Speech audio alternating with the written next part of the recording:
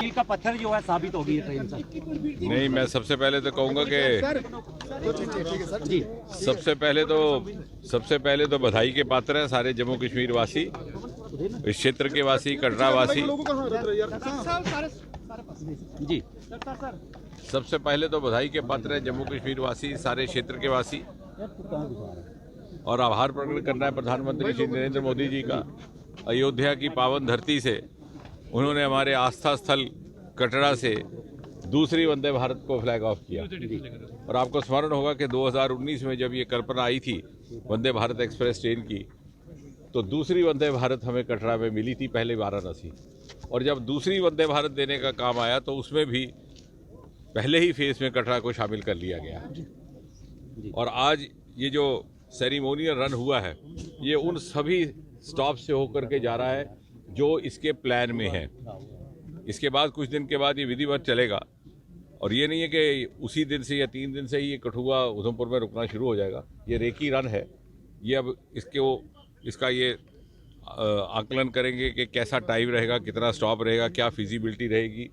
लुधियाना से आगे इनकी स्पीड की कोई लिमिट है, उसको भी शायद बढ़ा करके 130 किलोमीटर पर आवर किया जाएगा, फिर और ज़्यादा सुविधा हो जाएगी। तो क्योंकि कुल मिलाकर के ये निर्धारित किया गया है कि जो सफ़र का अवधि काल है वो 8 घंटे से ज़्यादा नहीं होना चाहिए। उसी के भीतर कैसे कठुआ भी आए, उसी के भीतर कैसे उधमपुर भी आए। तो ये जितने प्लान्ड स्टेशंस हैं, हमें खुशी है कि कम से कम इनको प्लानिंग में रखा गया, उसमें से आज ये रन हुआ है। आने वाले टाइम में कैसे कैसे आगे बढ़ेंगे अगले कुछ महीनों में, ये सारा कुछ इंक्लूड हो जाएगा। लेकिन पर्यटन की दृष्टि से मैं तो ये कहूँगा कि इसी के साथ साथ एक्सप्रेस कॉरिडोर बन रहा है, जो भी हमारे यहाँ से होकर के गुजरेगा। तो हमारे पास 3 विकल्प आ गए, वंदे भारत सुबह, वंदे भारत शाम, और जब भी दिल करे तो गाड़ी उठा करके इंडियन एक्सप्रेस कॉरिडोर। और इससे एक इकोसिस्टम तैयार किया है मोदी जी ने, जिससे व्यापार में भी वृद्धि हो रही है, विकास में भी, रेवेन्यू में भी, ease of living, ease of travel, ease of business. उसका सबसे बड़ा प्रमाण ये है कि इस साल वैष्णो देवी में कीर्तिमान कायम होने वाला है। ये साल खत्म हो रहा है, आज की डेट में 30 दिसंबर तक लगभग 96 लाख श्रद्धालु इस वर्ष आए हैं, और कश्मीर घाटी में 2 करोड़ पर्यटक पहुँचे हैं। और ये सभी संभव हुआ कि आवाजाही बढ़ गई। और इसी चुनावी क्षेत्र में अगर आगे चले जाए आप, तो आने वाले समय शायद एक और वंदे भारत की भी कल्पना है, जो उधमपुर से बनिहाल की तरफ जाएगी। और साथ ही साथ connectivity by road, national highway जो खिलैनी से सुधमादेव जाएगा, इत्तेफाक से मेरा पुश्तैनी गांव भी उसी के बीच में से आता है। तो वो ऐसे क्षेत्र हैं जहां लोगों ने कभी मोटर गाड़ी के दर्शन नहीं किए थे। इससे कुल मिला उद्योग की वृद्धि होगी, या नागरिकों के जीवन में सरलता आएगी, बल्कि साथ साथ हमारी मानसिकता में भी बदलाव आएगा। और जो आना शुरू हो गया कि मुख्य धारा में की सोच हमारे अंदर आने लग गई। और मैं तो कहूँगा कि इससे आतंक पर भी अंकुश लगेगा। जब किसी क्षेत्र को आप आइसोलेटेड छोड़ देते हैं तो वहाँ पर इस प्रकार की कुरीतियाँ पनपती हैं। लेकिन एक बात जिसका मुझे लगता है कि विश्लेषण हमारे पत्रकार भी करेंगे और इतिहासकार भी, कि जम्मू में रेलगाड़ी 1971-72 में पहुँची थी, कठुआ से छू करके जाती थी वो। तो क्या कारण था कि 40-45 साल पिछली सरकारों ने इस क्षेत्र की अवहेलना की, इस सेक्टर की ओर कोई ध्यान नहीं दिया, नहीं तो आज हम कहाँ के कहाँ पहुँच गए होते। तुष्टीकरण की राजनीति, वोट की राजनीति, शायद ये सोचा जाता था कि भी कोई समुदाय विशेष नाराज़ हो जाएगा अगर कठुआ का भला हुआ, इसके चलते। और 2014 के बाद मोदी जी ने प्रधानमंत्री का पद संभालते ही सबसे पहला काम किया कटरा के रेल स्टेशन का लोकार्पण, और ये आज कुछ ही महीनों के बाद कश्मीर घाटी भी वहाँ की शेष भारत। तो कहने का तात्पर्य ये कि ये हमारे समय एक ऐसा मोदी जी ने जो आपसे वादा किया था कि जो क्षेत्र अवहेलना के शिकार हुए हैं उनको बराबर की सतह पर विकास करके लाया जाएगा, वो मोदी जी ने करके दिखाया, उसका आभार भी है और उससे हमारी उम्मीद भी बढ़ती है।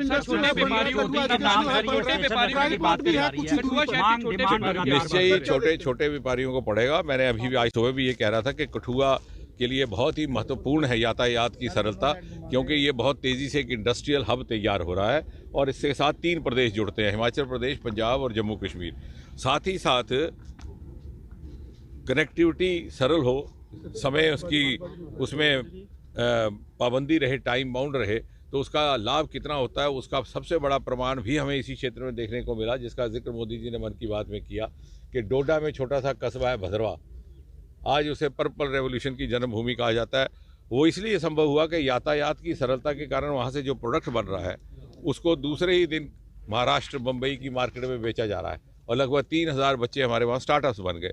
तो आपका कहना ठीक है कि जब ये सरलताएँ आएंगी और हमारे बच्चों को भी व्यवसाय के नए साधन, सरकारी नौकरी से बाहर, और साथ में जो नशाखोरी और इत्यादि जैसी कुरीतियाँ उनसे भी दूर रहने का एक विकल्प रहेगा। जिस तरह से आपने मुख्यधारा की बात करी सर, असम में उल्फा का एक पूरा गुट नहीं, वो धीरे धीरे उधमपुर के रेलवे स्टेशन का भी कैप्टन तुषार महाजन के नाम पर हुआ और शायद वो पहला स्टेशन है पूरे देश में जहाँ किसी शहीद सैनिक के नाम पर हुआ है, और साथ ही साथ वो अमृत स्टेशन के रूप में भी डेवलप हो रहा रहेगा, निश्चय ही रहेगा। आपने वो परिवर्तन होता देख भी लिया है और आने वाले समय में और ज़्यादा होगा, क्योंकि हमने कुछ एक बंदिशें रखी थी, यातायात की, कनेक्टिविटी की बंदिशें, मानसिकता की बंदिशें, अपने आप को बांध के रखा था अनावश्यक बंधनों में।